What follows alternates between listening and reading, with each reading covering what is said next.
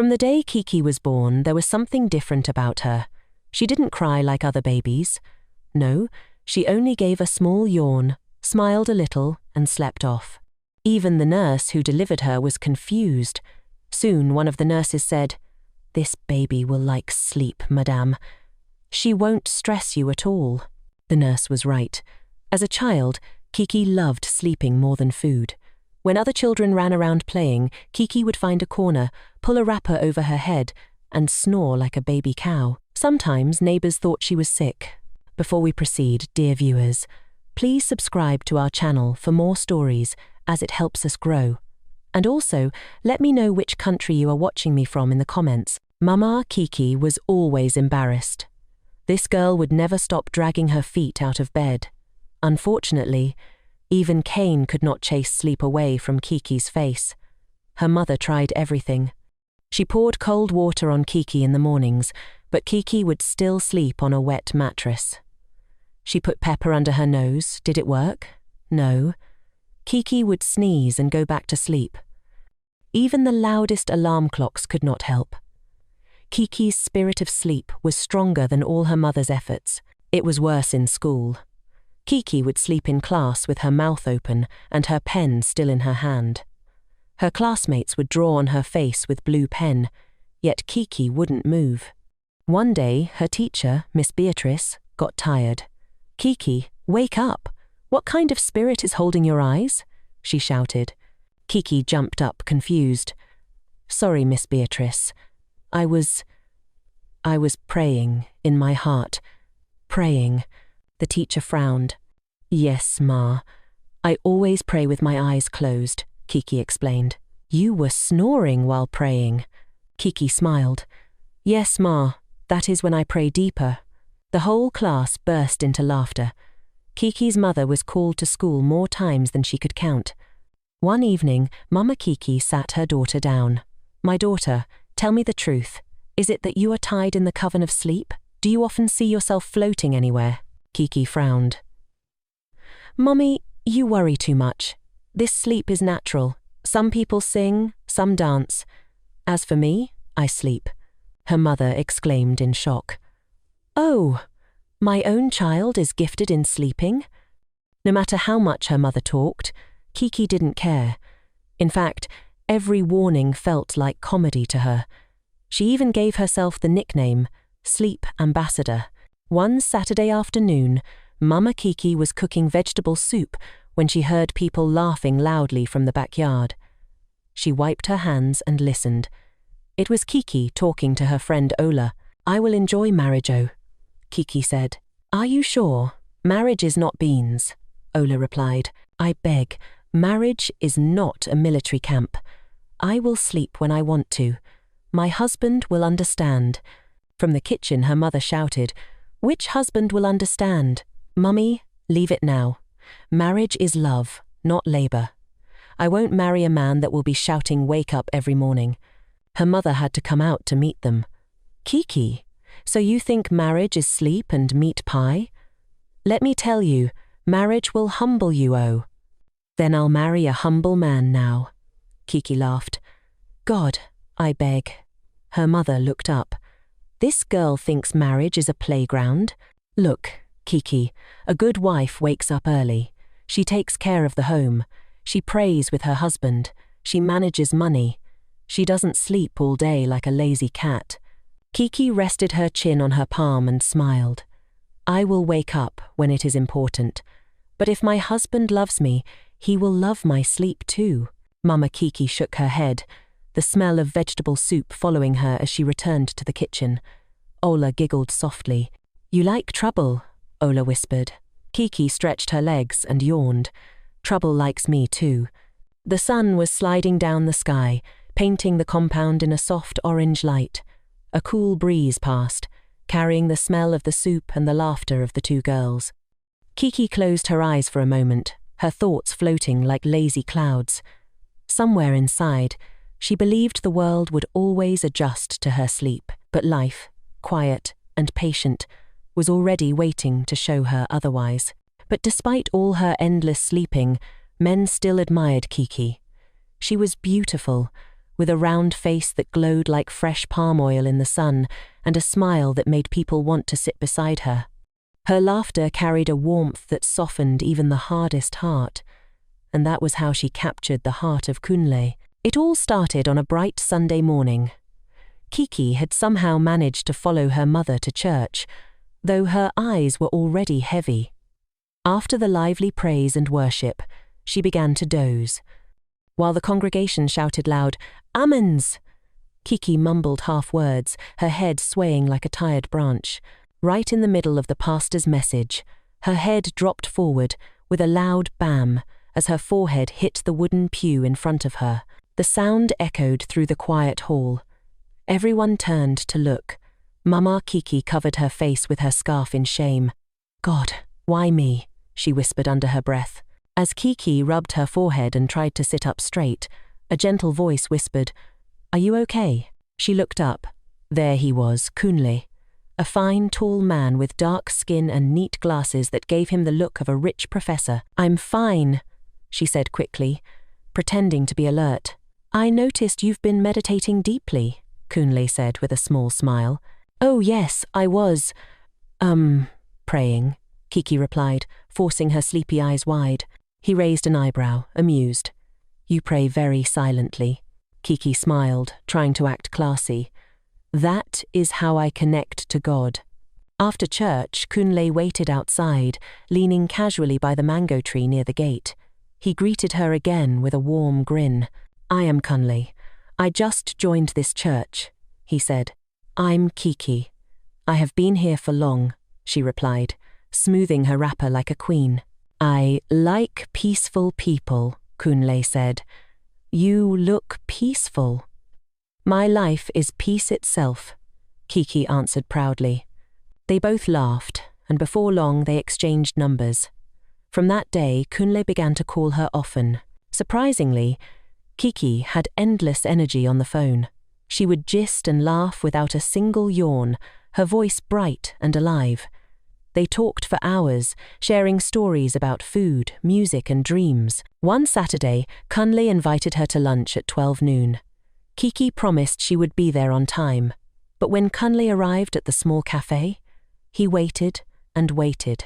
By 2 p.m., Kiki finally rushed in, her hair still damp from a hurried bath. "I'm so sorry," she said, catching her breath. "I overslept." "There's no problem," Kunle replied with a gentle smile. He liked her too much to complain. Love, indeed, was blind. Weeks passed, and their friendship blossomed into a quiet romance. Kunle loved how easy she was to talk to. Kiki loved how patient and kind he seemed. Months later, Kunle surprised her with a proposal. He knelt under the big almond tree near her mother's house, holding a small ring. "Kiki, will you marry me?"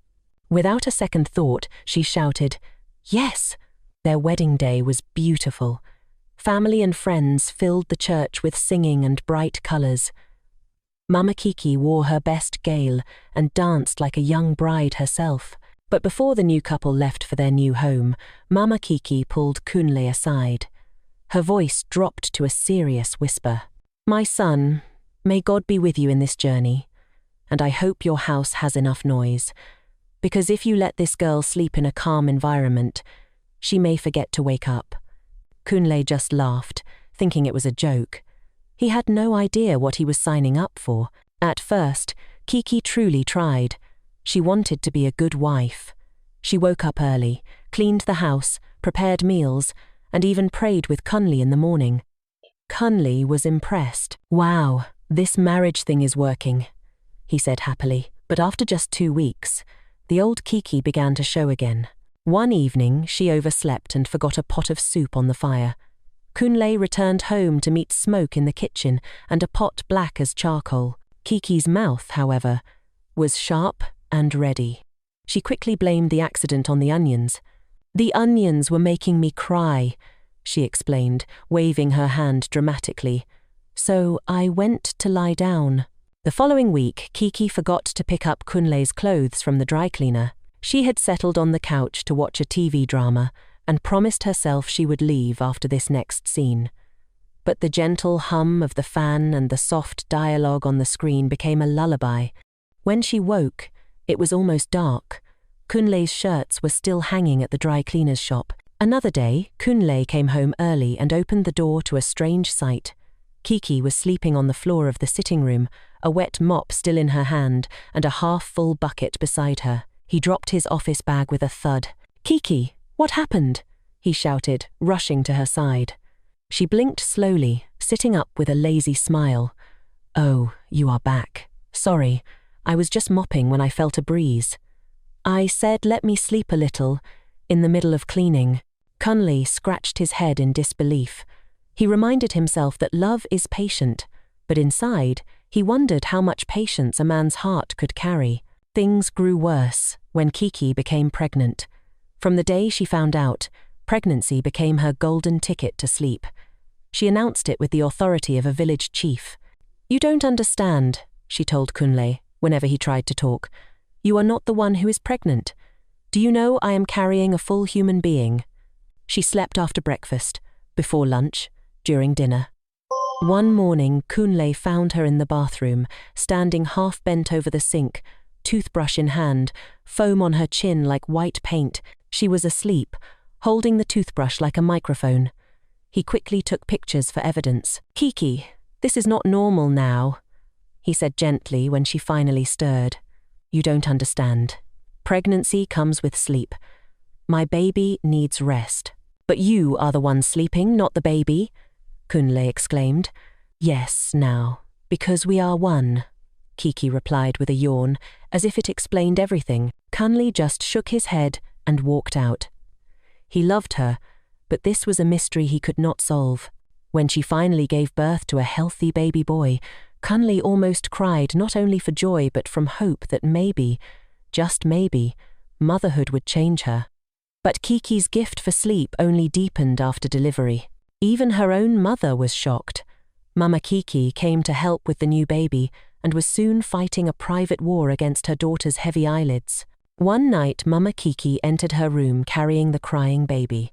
"Kiki, come and breastfeed this boy," she shouted. Kiki opened one eye, barely awake. "Mama, just dance with the baby a bit. He will sleep back." Mama Kiki's voice rose. "Which kind of mother are you? Do you want your baby to survive on air?" Throughout the period of her mother's stay, quarrels filled the house. Kiki barely touched the baby except to breastfeed. She used every spare minute to sleep, while Mama Kiki muttered prayers and complaints under her breath. By the time Mama Kiki finally packed her bags to return to her own house, she sighed in relief. "At least I can rest from all this shouting," she said. Kunle's eyes widened. "Rest? Kiki, are you dreaming? Don't you know the baby is your responsibility now?" "I know," Kiki said with a lazy shrug. "But it is not that hard." She said those words on a Monday. By Wednesday, she had forgotten a pot of bath water on the fire and slept off. Reality came with full force now that Kiki was alone with her baby. She tried tricks to stay awake, chewing gum to keep her jaw moving. But after a while she would chew and still drift off, the gum sticking to her cheek. One night she put her feet in a basin of cold water, hoping the shock would keep her alert. But she slept anyway, kicking the bucket across the room. Even loud music didn't help. She would nod off as if the drums were distant rain.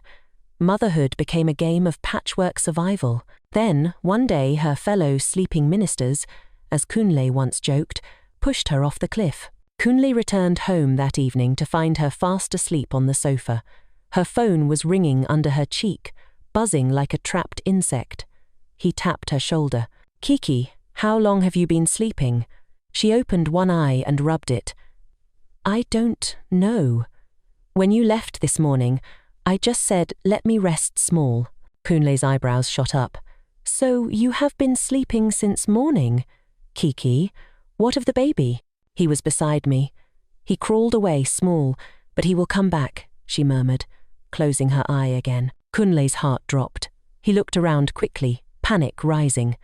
The playmat was empty.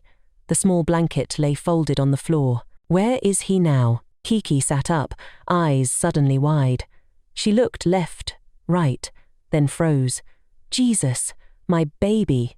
They both rushed through the house calling, Junior, come here, Papa. Where are you? But there was no answer, only the echo of their voices. Kunle's chest tightened. He ran to the kitchen, and that was when he screamed, Kiki, come here! Kiki came running, her wrapper almost slipping. When she entered the kitchen, her mouth fell open. The entire place looked like a carnival of disaster. Rice grains were scattered across the floor like tiny pearls. Beans rolled under the cupboard like brown marbles. Gary floated in a puddle of water on the tiles. And in the middle of it all sat baby Junior, proudly planted inside a half-open bag of flour, as if it were his personal swimming pool. His whole body was white hair, nose, eyebrows, everything dusted with flour, until he looked like a tiny masquerade performer. Before Kiki could even breathe, Kunle noticed Junior crawling toward a small red container of ground pepper lying on the floor. Kunle dived like a goalkeeper and snatched it just as the baby stretched out his little hand. He scooped Junior up, heart pounding, and rushed to the bathroom to wash him clean. Then he turned to Kiki, his face a mix of fear and disbelief. You were sleeping through all this? Kiki covered her mouth with both hands. I didn't hear anything. I think I must have slept too deep. Kunle couldn't find words. He quickly bathed the baby, checking every fold of skin, then dressed him in fresh clothes. Without another word, he grabbed his car keys. Where are you going? Kiki asked, her voice small. To the hospital. What if he swallowed something dangerous? But please now, let me follow you. No, stay right here and continue sleeping, Kunle said sharply. He swung the door open and left, Junior in his arms. At the hospital, Kunle paced back and forth like a man whose heart had been thrown into fire. Minutes crawled. Finally, a nurse stepped out, smiling. Sir, your baby is fine, she said kindly. He just had a little flower in his ear, but nothing serious. Kunle almost collapsed with relief. Thank you, Jesus, he whispered, tears pricking his eyes. Meanwhile, back at home, Kiki was sweating under the cool blast of the air conditioner. For the first time in years, she was wide awake, her mind racing like a frightened goat. I've messed up. I have really messed up, she whispered to herself. She tried calling Kunle again and again, but his number stayed switched off. When he finally returned late that night, the sound of the key turning in the lock made her heart jump. Kunle walked in without a word, his face stiff, and gently laid baby Junior on the bed. He didn't greet her. He didn't even glance her way. Instead, he stood at the foot of the bed, arms folded like a gatekeeper. Kiki ran to him, her voice trembling. Kunle, I am very sorry. Please, sorry. He looked at her with eyes that had seen too much. You were sleeping while my son was in danger. Would you be saying the same sorry if something had happened to him? I know, she said quickly, her voice cracking. I was just tired. I tried to stay awake. I even chewed gum. Kunle raised his hand, pointing at her with quiet fury. Kiki, I have tried. I have closed one eye, even closed the two eyes for you. But today my eyes opened. Kunle, please now. I am really sorry, she begged, tears streaming down her cheeks. He shook his head. I can't trust you anymore. You don't have any sense of responsibility. This house is not a playground. I will do better. I will change. I promise, she sobbed. I have heard that before. Tomorrow morning you will pack your things and go back to your mother's house. I need space to think. Her knees went weak. Kunle, you can't send me away with a baby now. Who says I am sending you with him? His voice was steady, almost cold. I am sending you alone. He is safer here with me. Kiki dropped to the floor, clutching at his trousers. Kunle, please don't do this. You are my husband. But Kunle turned and walked out of the room, leaving her kneeling on the cold tiles. Kiki cried until her throat burned. At some point, her sobs faded into silence, and true to her nature, she fell asleep right there on the floor, her cheek pressed against her own tears. Morning light crept into the room like an unwelcome visitor. Kiki woke to see a small travel bag by the door. Her phone and a bundle of cash lay neatly on top. Kunle stood nearby, his face unreadable. "I already called a cab for you," he said flatly. "I informed your mother too." Kiki's chest tightened. She wanted to scream, to argue, but her words tangled and died. She picked up the bag and walked outside, her eyes swollen from the night's crying. She looked up at the pale morning sky and shook her head. So this is how my marriage ends because of sleep. She climbed into the waiting cab slowly, like a defeated warrior. The driver, a man with tired eyes, didn't ask any questions. When he noticed her sniffing, he simply turned up the music, a loud Fuji tune filling the car. At her mother's compound, Kiki stepped down quietly and knocked on the gate. "Mama, it's me, your daughter." From inside, Mama Kiki's voice rang sharp. "Go back to your husband. This is my own husband's house." "Mama, he sent me away." "Good, then go back and beg him." Kiki's mouth fell open. "Mama, I don't have anywhere to go. Just let me in for today. I can sleep on the floor." "Of course you can sleep on the floor," her mother replied. "That is your favorite place." "Mama, please. I have changed." The iron gate creaked as Mama Kiki opened it slightly. Her eyes narrowed. "Really? So how many hours have you stayed awake today?" Kiki lowered her gaze. "About 2.5. "Then come back when you reach 6 hours," Mama Kiki said, and slammed the gate shut. Kiki stood there like a chicken caught in the rain, her wrapper damp with morning dew. She looked left, looked right, then sat on her bag and began to cry. "I am finished," she whispered. "Even my own mother chased me away. Where will I go?" She wandered for hours, a small figure with no direction, like a refugee lost in her own town. That night, with nowhere to turn, she found a wooden bench outside a small roadside joint. Men sat inside drinking palm wine, their laughter spilling into the night air. Kiki sat outside and pulled her wrapper around her shoulders. For the first time in her life, sleep refused to come. The ground was hard, the night too cold. Mosquitoes formed a noisy choir above her head, singing in her ears. She shifted left, then right, but comfort never arrived. "If I survive this night," she whispered, hugging herself tight, "I swear I will change." I did. Morning came slow and grey. Kiki dragged herself along the road, looking like a masquerade who had lost her way home. Her eyes were swollen, her hair scattered like barbed wire, her lips cracked from the night air. As she trudged past a quiet street corner, a wooden signboard near a large gate caught her eye. She squinted at the faded paint. "Night security guard wanted. No sleeping. Standing job. 12-hour shift." She blinked twice. "No sleeping. Ah, now, wow." She almost kept walking, but something pulled her back. Turning again, she read it slowly, as if each word was written for her alone. No sleeping. Kiki looked up at the sky, her voice a whisper. "God, are you saying something to me? Is this what they call divine punishment?" A small breeze lifted the edge of her wrapper. She stood there for a long moment, staring at the signboard. Then a strange calm settled over her. "Well," she said softly, maybe this is what I need." She made the move. Luckily, she got the job. It was hard, but she didn't stop months later. Kiki has now become more active, no more sleeps, and so she summoned the courage to go beg Kunle. The late afternoon sun spilled a honey-coloured light across the compound as Kiki stood at Kunle's gate, her small bag clutched against her chest.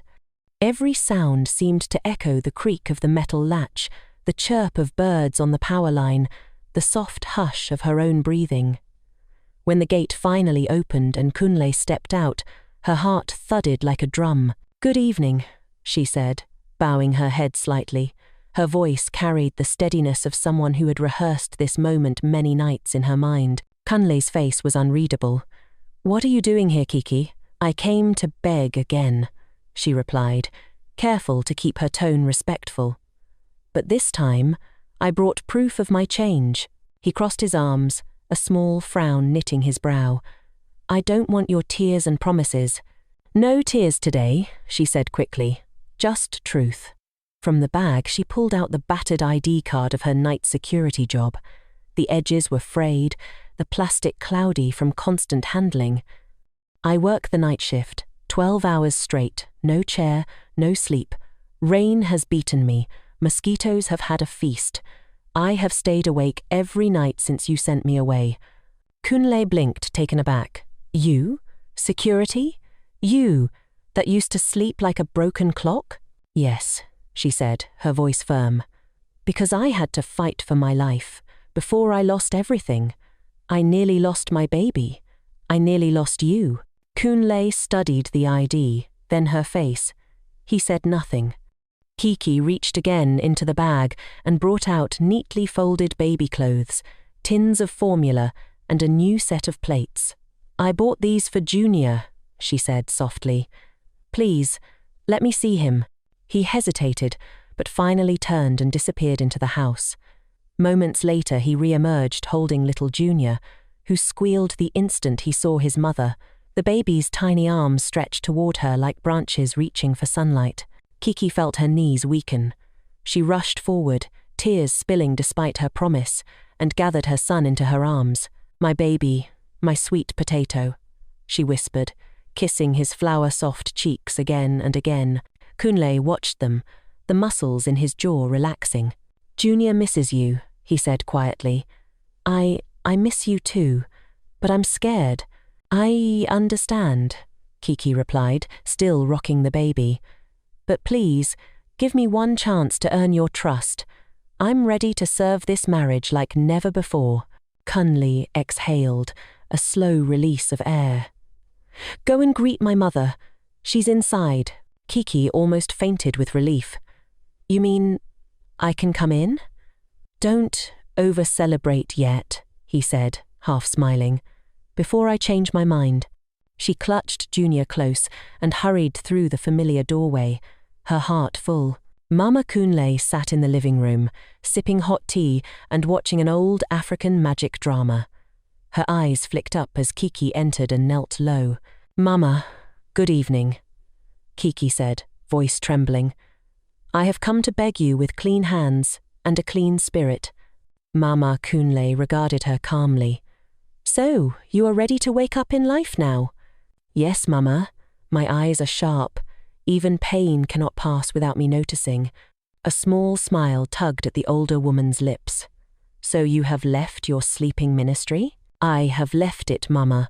I have joined the Department of Action. Good, Mama Kunle said, setting down her cup. Stand up.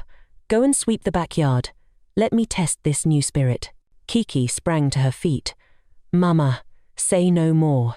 I will sweep this whole compound to the neighbor's fence without blinking. The broom scratched across the concrete like music. When she was done, the backyard gleamed. Mama Kunle nodded, impressed but hiding it behind a neutral face. The days that followed became a quiet exam of character. Before sunrise, Kiki woke to boil water and lay out fresh clothes for Junior. She prepared Kunle's breakfast with careful hands, seasoned the stew just as he liked it, and packed his lunch in neat portions. After family devotion, she cleaned the house, washed the clothes, fetched water from the compound tap, and even helped the elderly neighbor repair a broken fence panel. Her mother-in-law watched silently, eyes sharp for any sign of the old Kiki, the one who would drift off mid-sentence or forget the pot on the fire. But Kiki moved with purpose. When exhaustion whispered to her bones, she remembered the cold nights on the wooden bench, the endless buzzing of mosquitoes, and pressed on. Kunle, too, observed in silence. Each evening he returned to find the house in order and Junior happy. Kiki never once complained or reached for an afternoon nap. Instead, she hummed praise songs while chopping vegetables or mending baby clothes. One evening, after 3 weeks of this quiet consistency, Kunle arrived home earlier than usual. He paused at the doorway, watching her slice carrots with rhythmic precision. The aroma of simmering egusi soup filled the air. Junior, freshly bathed, slept soundly in his crib. Kunle slipped behind her and wrapped his arms around her waist. "You've done well, Kiki," he said softly. "You scared me, but I've been watching you. I wanted to be sure this wasn't just acting." Kiki laughed, the sound bright. "Kunle, I am no longer a movie. I am a real-life episode." He chuckled, resting his chin on her shoulder. "I'm proud of you. You fought sleep and won. You fought for this home." Kiki turned slightly to meet his gaze. "Thank you for giving me another chance." "Maria." "You earned it," he replied, kissing her forehead. That night, for the first time in months, Kiki lay beside her husband and allowed herself the gift of peaceful sleep. Not the lazy, careless sleep of before, but the deep rest of someone who had worked hard and reclaimed her place. Weeks passed, and the change in Kiki held firm. The once scattered woman became the heartbeat of the household. Neighbors began to notice. One Saturday, Mama Kunle hosted the Women's Fellowship meeting. As the compound filled with laughter and the aroma of fried plantain, one of the women whispered to another, "Is that not Kiki, the one they used to call Madam Sleep?" "Yes," the other replied, glancing in awe as Kiki carried trays of Zobo and Puff Puff. "See how she's moving like lightning now. She even helps my children fetch water without being asked." Mama Kunle overheard and smiled into her teacup. Later that evening, when the guests had left, she pulled Kiki aside. "My daughter," she said, placing a warm hand on Kiki's shoulder, "you have proved yourself. I am proud of you." "Thank you, Mama," Kiki said, eyes shining. "I will never take this family for granted again." As the months rolled on, Kiki's discipline bore fruit beyond the household. The small savings from her security job, combined with Kunle's support, became seed money for a modest catering service. She woke early to bake pastries for offices nearby, delivering them with Junior strapped to her back. Customers praised her punctuality and the surprising energy that lit her face. Sometimes, when the workload became heavy, Kunle would tease her. "Madam Watcher, remember to rest now. Don't turn to iron." She would grin and reply, "Rest is sweet only after labor." Even little Junior seemed to sense the transformation. He followed his mother around the house, giggling as she sang playful tunes, his tiny steps quick to match hers. Thank you so much for watching this story. I'd love to hear from you what lessons or moments stood out to you the most. Please share your thoughts in the comment section below. If you enjoyed the story, give it a thumbs up and share it with your friends and loved ones, so they can enjoy it too. And if you haven't subscribed yet, kindly hit the subscribe button and turn on the notification bell so you don't miss the next exciting story. Until I bring another story your way, stay inspired and stay blessed. Bye for now.